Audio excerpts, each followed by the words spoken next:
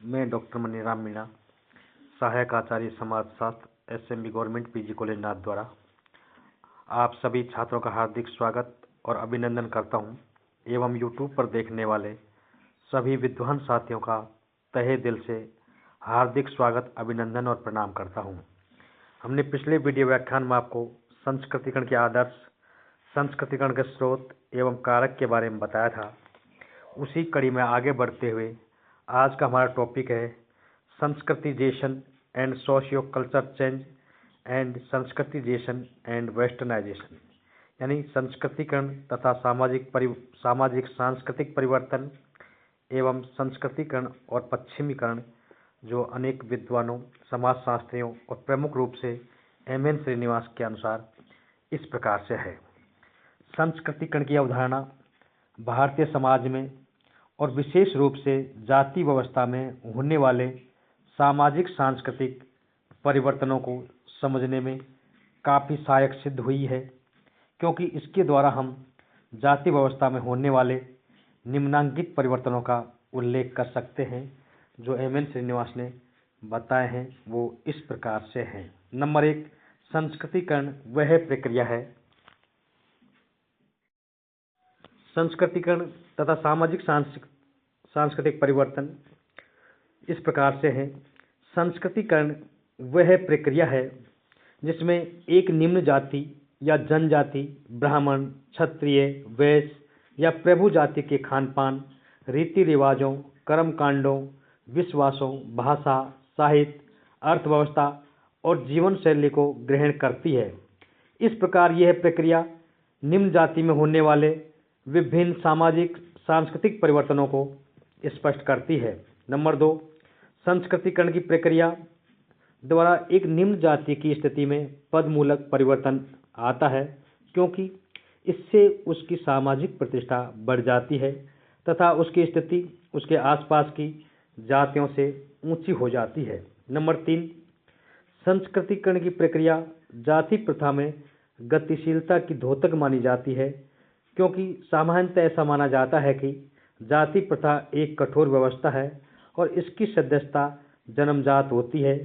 व्यक्ति एक बार जिस जाति में जन्म ले लेता है, जीवन पर्यंत उसी जाति का सदस्य बना रहता है, क्योंकि मजूमदार एवं मधान के अनुसार जाति एक बंद वर्ग है और जो व्यक्ति जिस जाति में जन्म लेता है वह आजीवन उसी जाति का सदस्य रहता है। लेकिन ये धारणा सदैव सही नहीं है, क्योंकि संस्कृतिकरण द्वारा जाति बदलना आसान हो गया है।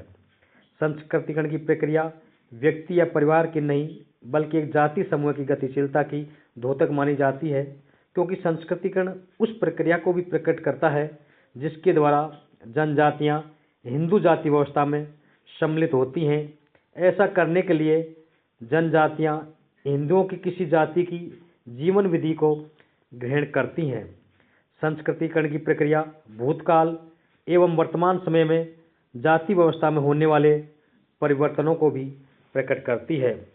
संस्कृतिकरण की प्रक्रिया निम्न जातियों के विवाह एवं परिवार प्रतिमानों में होने वाले परिवर्तनों को भी व्यक्त करती है, क्योंकि संस्कृतिकरण करने वाली जाति बाल विवाह भी करने लगती है एवं विधवा विवाह निषेध का पालन भी करती है तथा संयुक्त परिवार प्रणाली को उच्च जातियों की तरह अपनाती भी है। अतः हम कह सकते हैं कि एम.एन. श्रीनिवास के अनुसार संस्कृतिकरण वह प्रक्रिया है जिसमें एक निम्न जाति या जनजाति, ब्राह्मण, क्षत्रिय, वैश्य या प्रभु जाति के खानपान, रीति रिवाजों, कर्मकांडों, विश्वासों, भाषा, साहित्य, अर्थव्यवस्था और जीवन शैली को ग्रहण करती है। इस प्रकार ये प्रक्रिया निम्न जाति में होने वाले सामाजिक सांस्कृतिक परिवर्तनों को स्पष्ट करती है।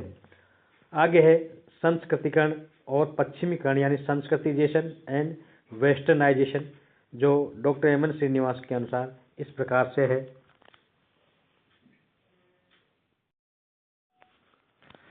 संस्कृतिकरण और पश्चिमीकरण। Doctor M.N.. श्रीनिवास ने संस्कृतिकरण और पश्चिमीकरण के संबंध में एवं इनमें पाए जाने वाले भेद का उल्लेख किया है, क्योंकि वर्तमान में संस्कृतिकरण के प्रसार में पश्चिमी प्रौद्योगिकी जैसे रेल, डाक, तार, रेडियो, टेलीविज़न, प्रेस, अखबार एवं पश्चिमी शिक्षा ने महत्वपूर्ण भूमिका अदा की है। वास्तव में संस्कृतिकरण की प्रक्रिया को प्रोत्साहन देने में पश्चिमीकरण ने बहुत योगदान दिया है। एम.एन. श्रीनिवास का मत है कि भारतीय समाज का कोई भी विश्लेषण पश्चिमीकरण और संस्कृतिकरण की अंतक्रिया के उल्लेख के बिना पूर्ण नहीं हो सकता है, लेकिन उसके बावजूद भी इन दोनों अवधारणाओं में अनेक प्रकार के अंतर भी देखने को पाए जाते हैं, जो एम.एन. श्रीनिवास के अनुसार इस प्रकार से हैं। नंबर 1 में है, संस्कृतिकरण में मांस मदिरा के सेवन पर रोक लगाई जाती है, जबकि पश्चिमीकरण में मांस मदिरा के प्रयोग को प्रोत्साहन दिया जा रहा है। सेकंड पॉइंट है, विवाह और तलाक के आधार पर दोनों प्रक्रियाओं में अंतर है, क्योंकि निम्न जातियों में विधवा एवं पुनर्विवाह व तलाक की मनाही नहीं है, उनके पति परमेश्वर की अवधारणा भी प्रचलित नहीं है। ये सभी बातें पश्चिमीकरण के अनुरूप है, जबकि संस्कृतिकरण करने वाली जाति विवाह के मामलों में ब्राह्मणों के प्रतिमानों को अपनाती है। नेक्स्ट पॉइंट है, संस्कृतिकरण में धार्मिक दृष्टिकोण को प्रोत्साहन दिया जाता है, अर्थात प्रत्येक चीज की व्याख्या धर्म के आधार पर की जाती है, जबकि पश्चिमीकरण लौकिक दृष्टिकोण को प्रोत्साहन देता है। संस्कृतिकरण की प्रक्रिया भारतीय इतिहास में निरंतर चलती रही है और आज भी चल रही है। दूसरी ओर पश्चिमीकरण की प्रक्रिया का प्रारंभ अंग्रेजों के शासनकाल से हुआ और कुछ क्षेत्रों में अधिक वेग के साथ और स्वाधीन भारत में या स्वतंत्र भारत में भी ऐसा हो रहा है। संस्कृतिकरण की प्रक्रिया भारतीय समाज के एक विशिष्ट अंग अर्थात जनजातियों व निम्न जातियों तक ही सीमित है। ये ब्राह्मणों, क्षत्रियों और प्रभु जातियों या अपने से ऊंची जातियों की जीवन शैली को अपनाने में लगी हुई हैं, जबकि पश्चिमीकरण का संबंध भारतीय समाज के सभी अंगों व जातियों से माना जाता है, क्योंकि वर्तमान में पश्चिमीकरण के प्रभाव, उससे प्रभावित होने वाली संख्या और प्रभावित होने वाले प्रकार सभी में वृद्धि हो रही है। पश्चिमीकरण की प्रक्रिया विदेशी और ब्राह्मण मानी जाती है, जबकि संस्कृतिकरण की प्रक्रिया आंतरिक व स्वदेशी मानी जाती है। एम.एन. श्रीनिवास के अनुसार संस्कृतिकरण का आदर्श सभी जगह एक सा नहीं है, क्योंकि भारत के भिन्न भिन्न भागों में भिन्न भिन्न जातियां संस्कृतिकरण की आदर्श मानी जाती हैं। इसके विपरीत सारे भारत में पश्चिमीकरण का एक ही अंग्रेजी आदर्श पाया जाता है।